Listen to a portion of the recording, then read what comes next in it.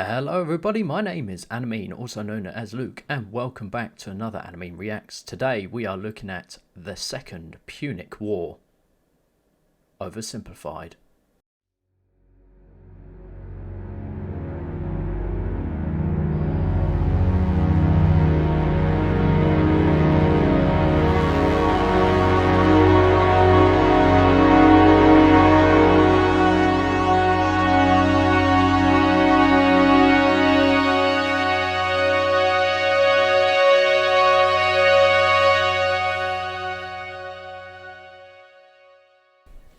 Now just before we start this video, ladies and gentlemen, let me ask you something.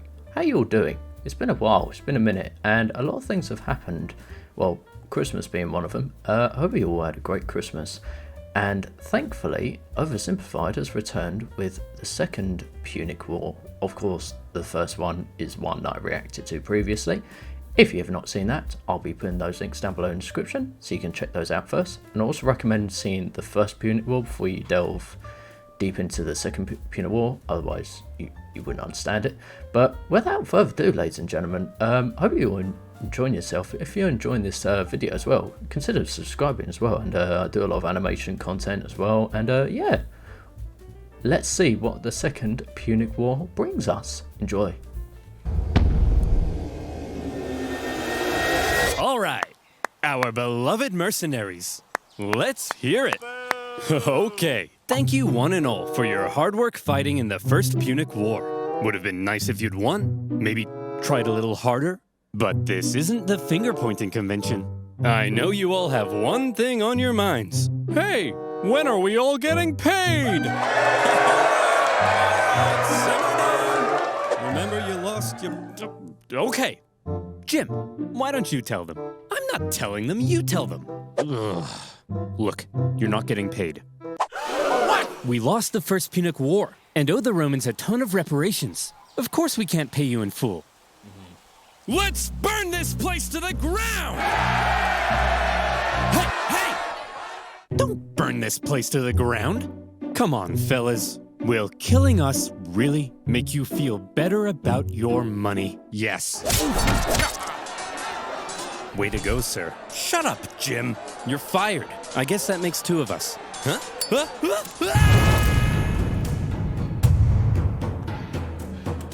Just before we continue this video, can we just appreciate this thumbnail and this aesthetic style, and it's just everything about it's just amazing. From how Oversimplified started in his first videos with his first thumbnails to now having his own aesthetic style which he uses in his animated videos and information videos. It just goes to show that just by constantly practicing you master and excel at a certain skill, and it just takes maybe the odd few years or months or however long it takes. You keep trying and trying and trying, and now you create masterpiece thumbnails like this. I mean, everything here, I'm just looking at it and thinking, I'm interested, I want to watch this. But anyway, I just thought I'd pause it because appreciation, you know. In the aftermath of the First Punic War, Carthage's disgruntled mercenaries, left unpaid for all their hard work, revolted, and Carthage found itself caught up in an extremely destructive mercenary war. The panicked Carthaginians hired more mercenaries to fight the mercenaries they couldn't afford to pay, and Carthage came dangerously close to collapse. All the while, across the water, there was Rome. Ha! Look at those morons. We just kicked their ass in the first Punic War, and now their own mercenaries are revolting. Haha. Yeah. Wait, first Punic War? You mean there's going to be a second one? Well, we're definitely taking advantage of this situation. So almost certainly, yes. The Romans did, in fact, take advantage of the situation. Amongst the chaos, rebels on the Carthaginian island of Sardinia sent out a cry for help to Rome. Hot diggity dog, said the Romans. That's free real estate. And so in they went. Whoa, whoa, whoa. That's our island. Get the hell off. Hey, they requested our help. We're simply helping. Oh, no, you don't. Look, we're sending our own army to deal with the rebels, okay? But just to be clear, we're not trying to start a fight with you, so, you know, don't declare war on us or anything. War! We surrender! Great. And as part of the peace treaty, we get to keep these islands. No! The Carthaginians were hopping mad. As if their humiliating loss in the First Punic War wasn't bad enough, the Romans now took advantage of their mercenary problem and stole their islands. This shocking land grab was pretty hard to justify, even by Roman standards. Additionally, the Romans now demanded Carthage pay them even more money on top of what was already owed. If Rome was trying to make Carthage as mad as possible, they were doing a fantastic job. The seeds of a second Punic War were being sown, and they were being watered with Carthaginian tears. Resentment in Carthage only continued to grow.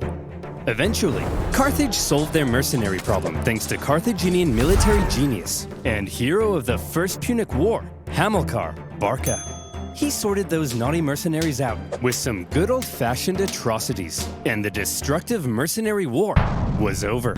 Still, all was not well in Carthage. Mere decades ago, they were the top dogs in the Western Mediterranean. Now, after the crushing defeat in the First Punic War and a huge bill to pay the Romans, Carthage was well and truly under Rome's thumb. What on earth were they supposed to do? If they wanted any chance at regaining their former strength, there was one thing they needed now, more than anything: money. But as long as they owed Rome $1 bazillion...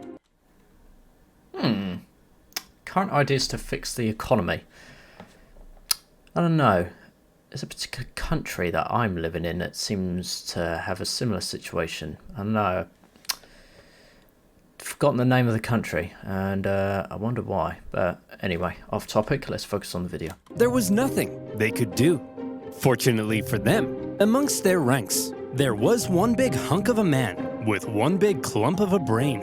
Me! Hamilcar Barca! Yes! Wait, why do you all have the exact same voice? I have it too! That's right. Hero of the First Punic War, greatest general alive, and the poster above my bed.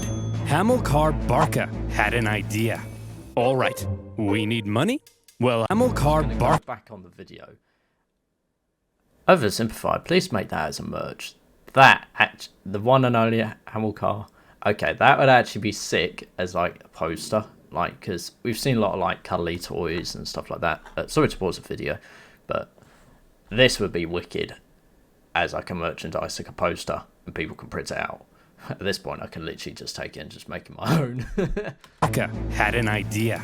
All right, we need money? Well, I've got one word for you. Spain. An area filled with lucrative silver mines, from which the silver would flow like a river, and our pockets would be stuffed, like Tony's mother at a buffet. Hey! So here's my proposal. What the hell? You send me with an army to Spain. I'll expand our territory, get those silver mines up and running, and we'll be able to pay the Romans back in no time. Okay. But just to check, you're not secretly raising the money to go on a bloodthirsty revenge spree against Rome, are you? Because we can't afford that. Hanno, my dear, I'm simply going to pay them back. Well, that wasn't reassuring. Few in Carthage were as bitter about their loss in the First Punic War as Hamilcar Barca. 98% of his brain matter had been reallocated to thoughts of revenge. He was also fed up with the Carthaginian politicians for what he deemed a cowardly betrayal when they surrendered at the end of the last war. And so for Hamilcar, going to Spain meant being able to act independently from the weak Carthaginian government, building his own strength, and then perhaps somewhere down the line, revenge. However, he wasn't going to Spain by himself. Hannibal?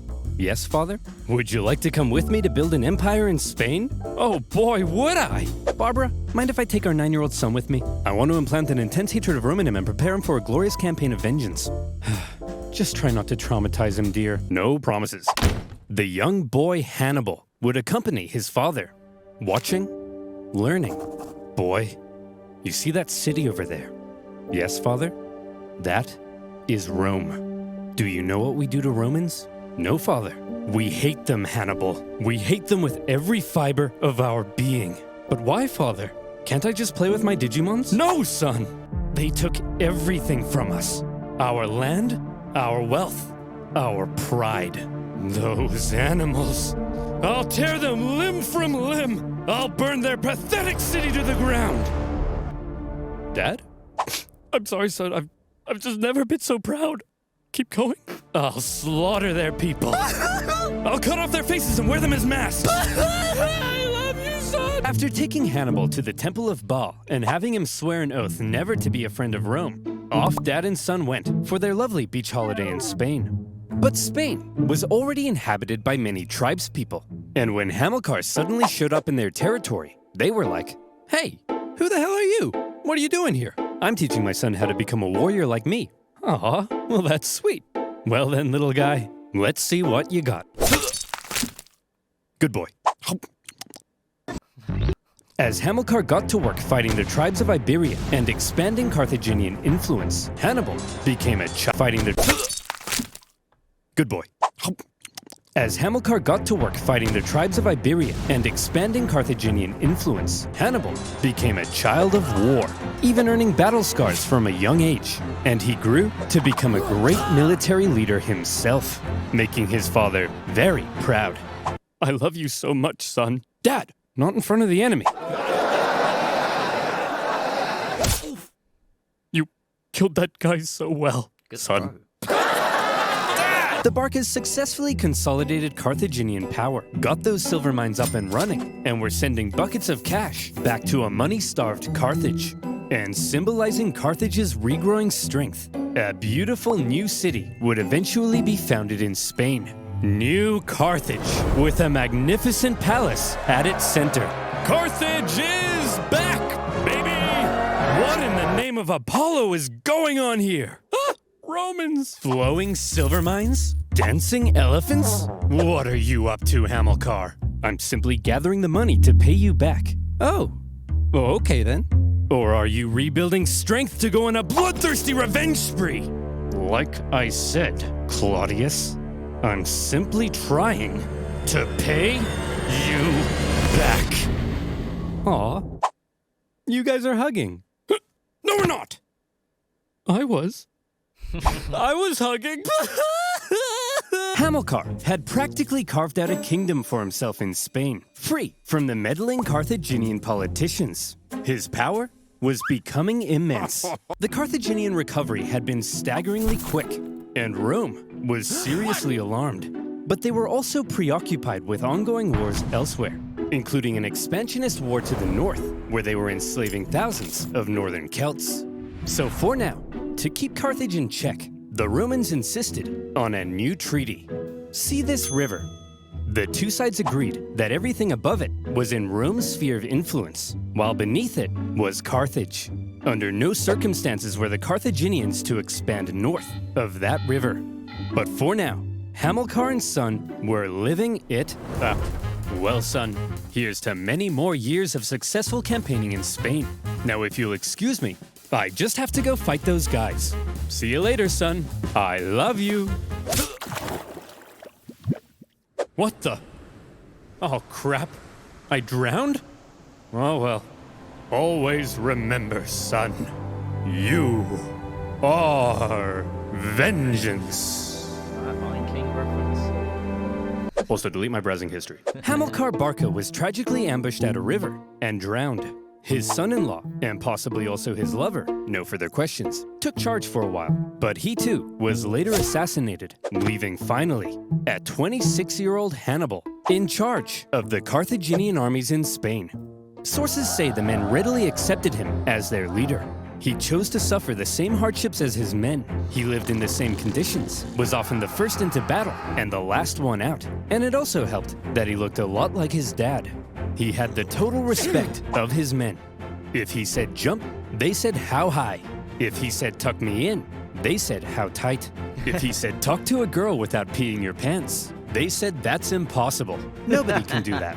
An army that would follow him anywhere would be crucial for exacting his vengeance against Rome.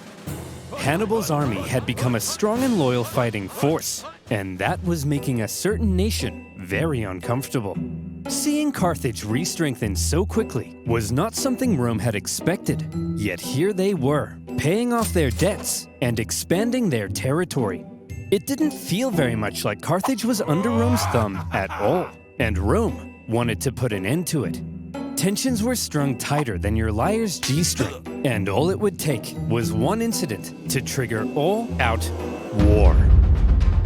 And in 219 BC, a city in Spain would find itself at the very center of that fateful incident, Saguntum. Remember that treaty declaring everything south of this river to be Carthage's sphere of influence? Well, Saguntum should therefore obviously be Carthaginian, right? Wrong! Saguntum had actually scored itself an informal alliance with Rome after Rome had helped it with an internal dispute. With Carthaginian encroachment, Saguntum began to fear for its independence, and Rome declared itself Saguntum's protector. But this clearly went against the Ebro River Treaty. So what on earth was Rome doing? Were the Saguntines and the Romans truly just BFFs? It's possible.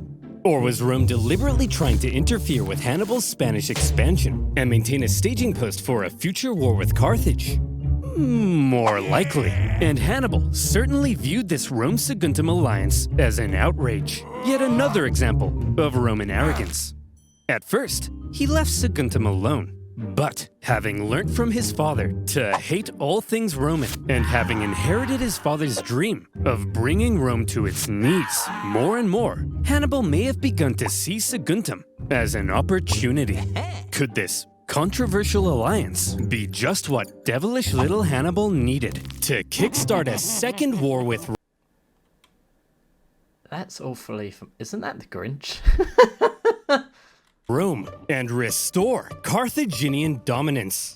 It's even possible that Rome were also using Saguntum to goad Hannibal into a fight so they could go and kick him out of Spain.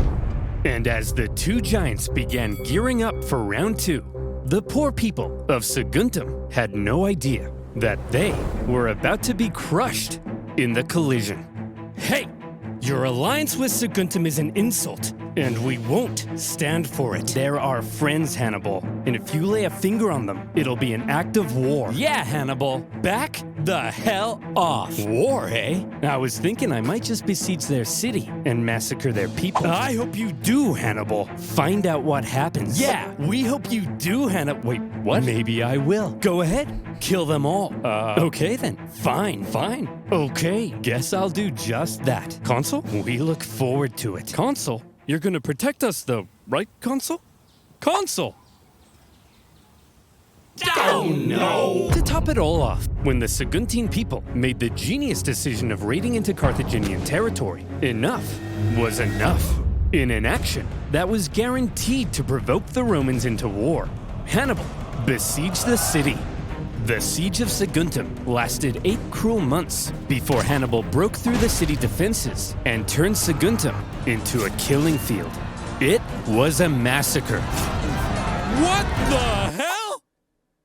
Tell me I didn't just catch you massacring our friends, the Saguntines. Well, Consul, if you like the Saguntines so much, perhaps you should sug on these nuts. Hearing word of the attack on Saguntum, Rome was understandably in an uproar, and all eyes were now fixated on what would happen next, as Rome sent a delegation to Carthage, led by one of the most highly esteemed Roman senators, Fabius Maximus. He demanded an answer for Hannibal's sins. All right, listen up, scum. You've got a rogue general in Spain attacking a Roman ally. What are we supposed to do about it? Well, there shouldn't have even been a Roman ally in Spain. You're the aggressor here. Hand Hannibal over to us as a criminal so we can punish him severely. No, yes, no, yes. No. Look, I hold in the folds of my toga both peace and war. Which one should I let drop? Whichever one you want. Then I choose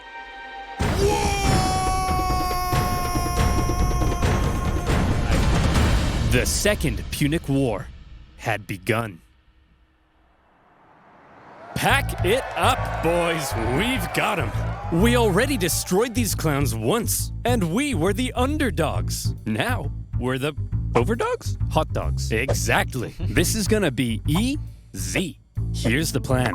Consul Longus, you take your army and sail straight for Carthage. Burn that city to the ground. And Consul Scipio, you just head on over to Iberia and make sure this Hannibal guy doesn't do anything crazy. I mean, what's he gonna do?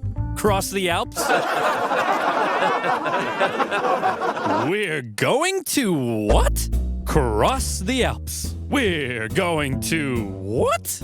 I just told you, Hannibal will freeze to death. Trust me, Jerome. The Romans are expecting us to fight the same way we did last time, passively, taking no initiative. They think it's gonna be easy. So this time, we have to be aggressive. We have to go on the attack. It sickens me to say this, but this time, we have to be a little more Roman. You mean we're gonna take poops and baths together? But I'm insecure about my hairy legs. No, I'm saying this time, we're gonna take the fight to them. Think about it. Rome thinks they're simply going to invade us and win the war. So when they suddenly find themselves being invaded from the north, they'll freak out. Like Tony's mother, when the buffet runs out of shrimp. Hey! I gotta admit, it's actually kind of genius. And my hairy legs will insulate me from the cold. That's the spirit. Hannibal, you have my sword, and my spear, and my legs. Ugh. Hannibal's plan, a daring alpine trek to surprise the Romans, was a bold but risky strategy. If it paid off, he could catch the Romans with their pants down, but he could also end up losing a ton of men and supplies in the hostile mountain conditions. Nevertheless, in 218 BC, with a fire in his eyes and some vengeance in his belly, Hannibal brought his force of almost 100,000 men across the Ebro River. They spent months on the road, trekking through the cold, hostile mountain conditions. And when they finally reached the other side, they said, "Hooray! We did it! We crossed the Alps." No, those were the Pyrenees. Those are the Alps.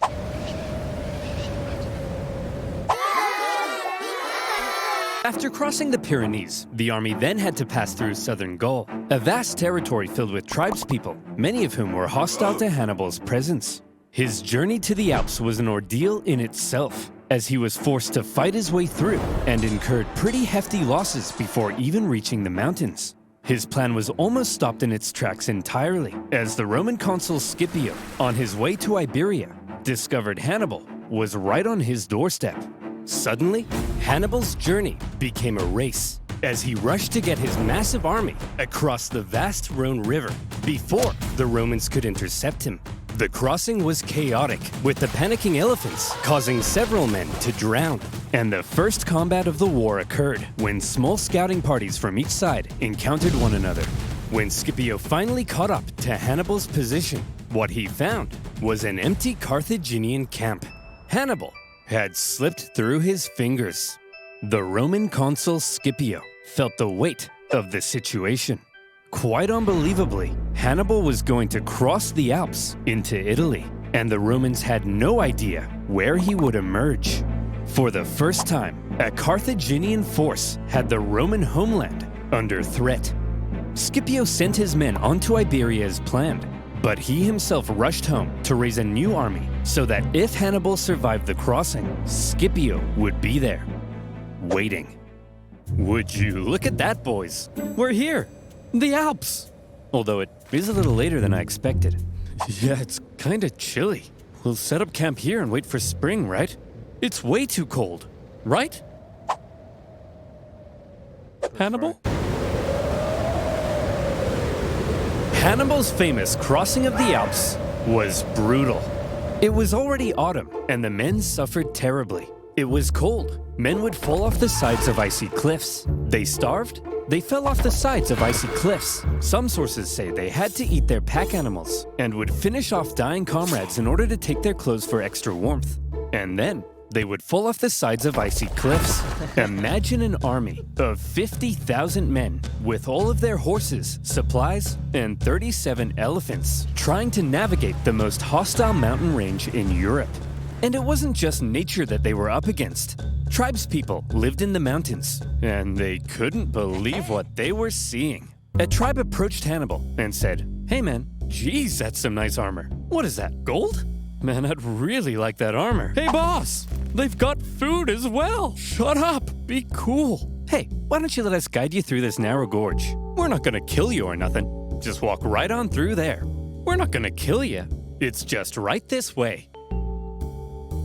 We're not gonna kill you. Hannibal's army were forced to fight their way through the gorge as massive boulders rained down on them from above. Some clever reorganization of his line helped them survive, and they were able to fend off the opportunistic tribes. But losses from the constant attacks were heavy. As the journey continued, men who went over the sides would get stuck on the ice sheets below and had to make a grisly choice between starving to death or just getting it over with. When the deeply demoralized army reached the summit and rested for a couple days, Hannibal tried to lift their spirits with a rousing speech. Look, men, down there, it's Rome. These plains stretching out in front of you are bountiful with food to eat and Romans to kill. Move, Bessie! Look, you have just climbed the walls of Rome. The hard part is over. From here on out, it's all downhill, and nobody else will die. Except for them. The rest of us here, no one dies. Starting now. Okay, let's go. Oh, for goodness sake! As it turned out, the descent was as deadly as the way up, with the cold really starting to set in. The path became even more narrow, and at one point, the men spent 3 days in the freezing cold, repairing a collapsed road. When they finally reached the bottom, Hannibal said, "Look, guys, we did it." Well, I thought it went really well. When Hannibal left Spain, he had about 100,000 men. By the time he reached the Italian plains, his numbers had dwindled to about 26,000. He was now caught in enemy territory, without a supply line or source of reinforcements. And any elephants who had survived to this point were almost certainly traumatized. So what on earth was Hannibal up to? This supposed military genius had just led a starving and weakened army right into enemy territory. Any modern general who lost half their men to mountains would be immediately fired and possibly even depantsed on live TV. Here's the thing. While Hannibal may not have planned on losing quite so many men, he had almost certainly expected considerable losses, and he always had a plan for how to replace them. It goes to show one common theme from what I've seen in a lot of battles. Every major leader, whether that may be Napoleon, Hitler, and even him, they've gone through a cold climate and literally they lose so many troops. That is how powerful the cold weather can be. Hitler invades Russia, cold, destructive. Once some of the soldiers say settle in for the after winter ends and stuff like that, Napoleon goes into Russia, gets out, and literally a few odd thousands survive. That is the power of the cold and just how important it is just to survive it. Need men? Northern Italy was full of men. Big, burly Celtic men. All the men Hannibal would ever need to beat off Rome. These Celts were filled with resentment, having only recently been conquered by Rome. Hannibal hoped to be seen as a liberator, convince the Celts to cut ties with Rome, and instead join him in crushing Rome. That way, he could gain a source of reinforcements and supplies right in Rome's backyard. But sir, in order to win the loyalty of the Celts, we would need to make a seriously favorable impression on them. How do we get them to like us? Kill them. One of Hannibal's first actions in Italy was to obliterate a nearby tribe who wouldn't join him. This sent a clear message to all the other tribes. It was his wrath they should fear, not Rome's. The realization that a Carthaginian army had just invaded them must have been shocking for the Romans. But when they looked at this ragtag group broken by the Alps, they couldn't have felt very intimidated. However, Hannibal was now in Italy, and he was about to embark on one of the most astonishing military campaigns in all of human history. The Romans may not have known it yet, but there was now a monster loose in their territory, and he was vying for Roman blood.